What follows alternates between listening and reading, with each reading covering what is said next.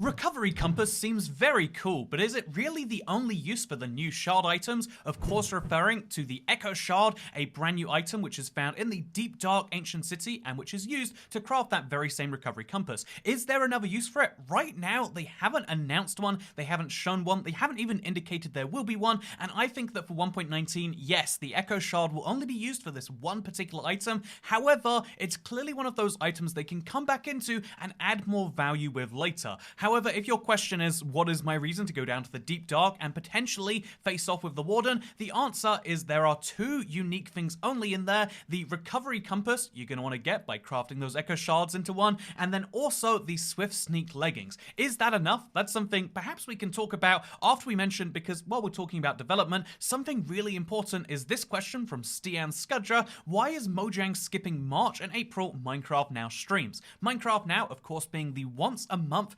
show where they can show us snapshots and do other sorts of showcases for things that they want to show to the community, and it's really interesting because I decided to look into it. I remember they cancelled the January Minecraft Now show, but I decided to look at the list, and so they had one in December. They cancelled the January one because of COVID regulations in Sweden where it's held. They did one in February, and then they didn't even cancel the March one. They just decided not to release it, and now there is going to be one in April, on April the 7th of 2022. It's April the 7th as I record this, and I check on the live stream and it says it's coming out April the 28th now. They delayed it 3 weeks without saying anything, and so this once a month Minecraft live show has happened precisely twice in the last 6 months. I decided to look into oh, maybe it's like a COVID thing again, maybe it's not law that they have to stop doing it, but they looked at the case numbers and nope, this is the Sweden case map. Okay, so it's not a COVID thing, and so that makes it sound to me, based on the number of people that are there, and it's an in-person thing, that obviously all it takes is one person being less enthusiastic for whatever reason, being less, putting all the stuff in,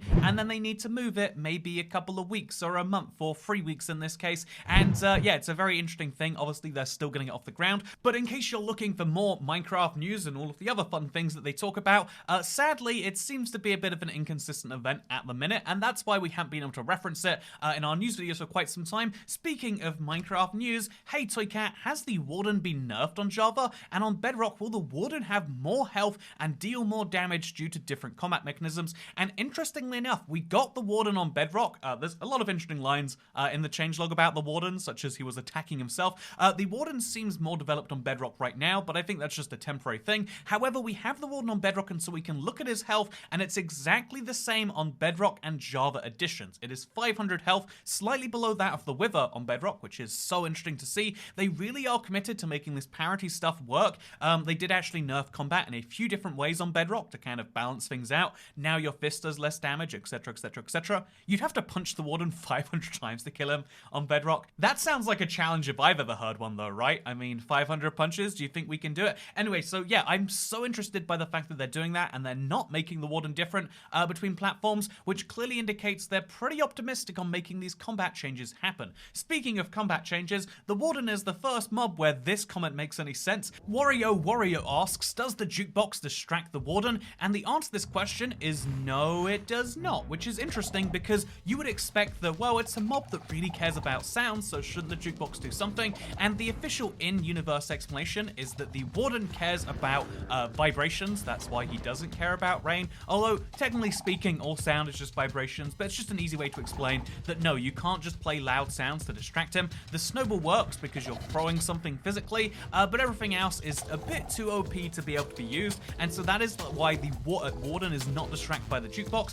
which is funny because if you play Pigstep in a jukebox for me, that's immediately going to distract my attention away, but I guess I'm just less focused than the Warden. Speaking of things I do worse than the Warden, Christopher Bushinsky says, the horn is going to be the only way to stop the Warden. Can we all stop acting like that's not their use? And this is a really good point that I was totally making for a while. It really seemed as though the Goat Horn and the Warden trying to come in the same update, 1.18, and then both suspiciously being delayed to 1.19, it seemed as though the clear use for the loud horn object that is incredibly loud was to upset the mob that cared about loud noises. However, the thing is, even now they have not added that. It could be like a stealth last minute add to the update itself, but they have heavily implied many times now that actually no, the horn is all about making those fun noises with your friends, and the Warden is going to have a weakness, but that is not going to be it. Personally, I think a really good idea would be to combine that Echo Shard that only has one use right now somehow kind of lacking. Combine that with a goat horn. This is an idea I saw on the Minecraft suggestion subreddit. Look at this, by the way, the echolocator horn,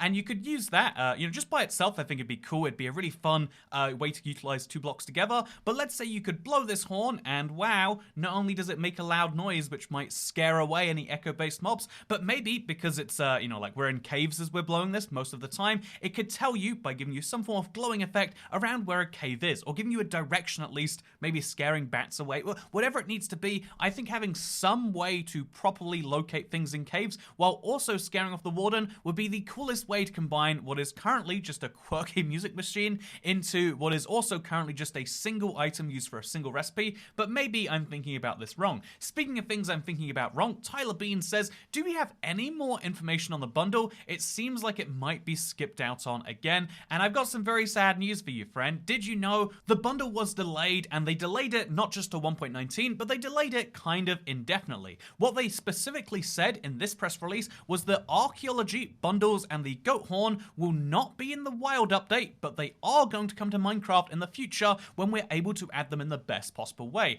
That means that those three things would not be coming in 1.19, the wild update, except wait a minute, did you listen to that previous question where we said the goat horn was going to be in 1.19? That's right, if the goat horn can be in there, there's still now a tiny bit of hope for the bundle. I'd say archaeology is too big of a feature to come in this update. Hopefully 1.20 though, right? I mean, I'm excited to go excavating under my world, but as far as the bundle goes, you might just be seeing it next time, you might not be. It's hard to say right now, sadly, but you know what is not hard to say right now?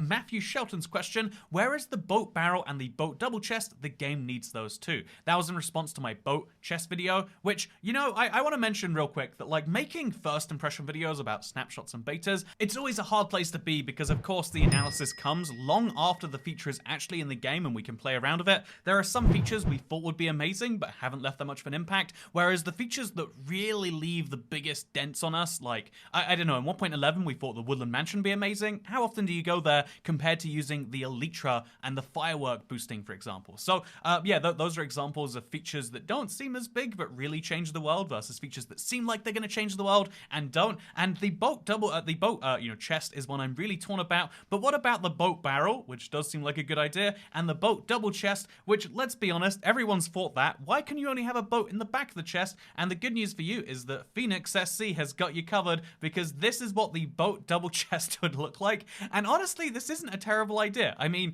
if you are going to have a waterway system which automatically moves things by itself, then why not have a boat with double chest which you can put there? Just seems smart to me. Am I right? Okay, no, this is actually quite dumb. But speaking of things that are quite dumb, are you going to continue the flat world? The flat world progress is going really well. You're probably watching background gameplay off it right now, and I really, really am enjoying working on this world. It's really weird though, because everyone keeps asking, like, so what's the end goal? When are you going to be finished with this? And right now, I am enjoying working on the challenges as they come. There are so many weird, dumb things and, like, big plans that I'm looking forward to fleshing out that I guess people don't see as much, but I am going to be continuing on it. I am going to be making sure I achieve those goals. I want to build like a giant biome, but it's exclusively out of dirt. I want to make sure I've got like fully functioning villages. I want to do lots of weird things that you would not expect from a flat world with no structures. And the series will continue. If you want to watch the live streams, it's been a lot of fun to come along, so make sure you do so. It's been really motivational to see the number of people who have become members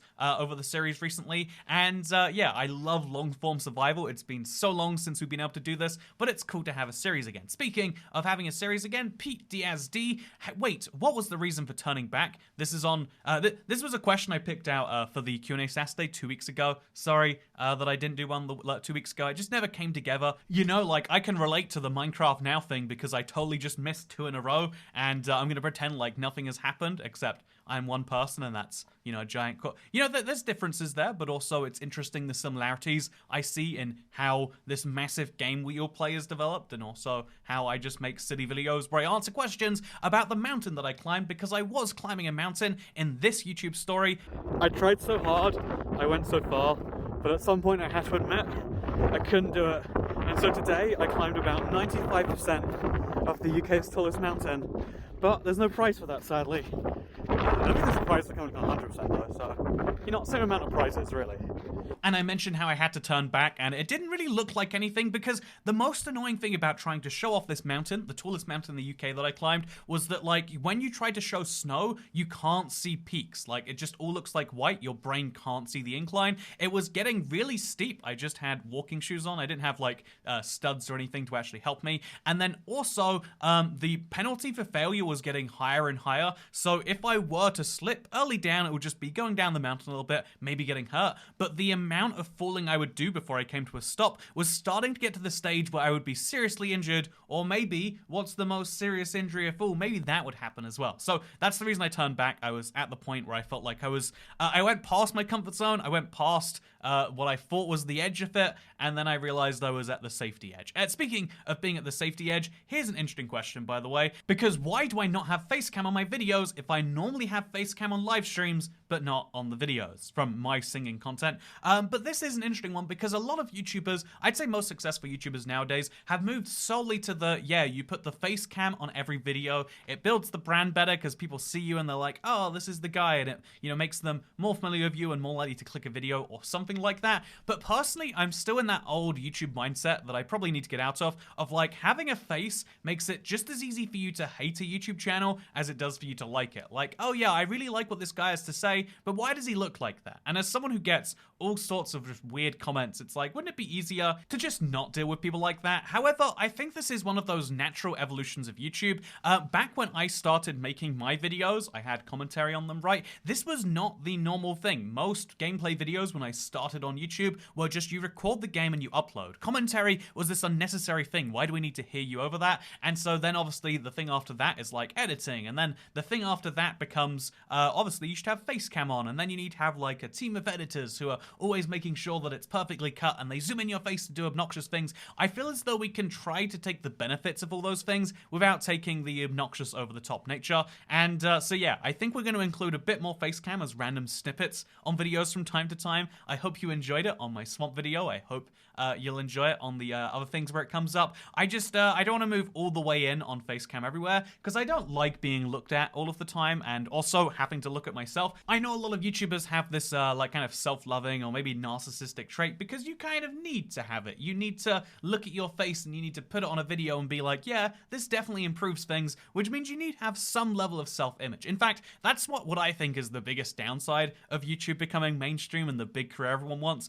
is like now it becomes the thing that like if you're cool you get to do, rather than the weird loner thing that you do off in the corner, rather than playing video games or planning, you know, revenge against everyone that you know in the corner, or writing manifestos, whatever creepy weird things. You know, I kind of like feel as though that's a downgrade in some level, but I think for most people just a thing going mainstream is better. And one of the things that is mainstream is you like to look at the face of people you're talking to. Why is that? Why is my voice not enough? Can you tell my emotions without having to look at my eyes? Well, you know what? Here's a stock image of my face. Wow, doesn't it look convincing? But if you want to see actual me, you can watch my live streams. I always have face cam for those, and the videos, we'll be making sure to include it here and there, but not every video all of the time, at least not right now. Actually on the second channel, I guess it's every video all the time, and that gains more subscribers than the first one, even though it gets fewer views, because something people love a face, and you know what? You shouldn't. You're wrong. You've got bad preferences, but as a YouTuber, I'll make sure to find the balance there. Speaking of finding the balance, hope you find the right balance between subscribing to this channel and dying in a house fire. Hint, I think the first one is better than the second, and I guess I'll see you in the next one. Goodbye.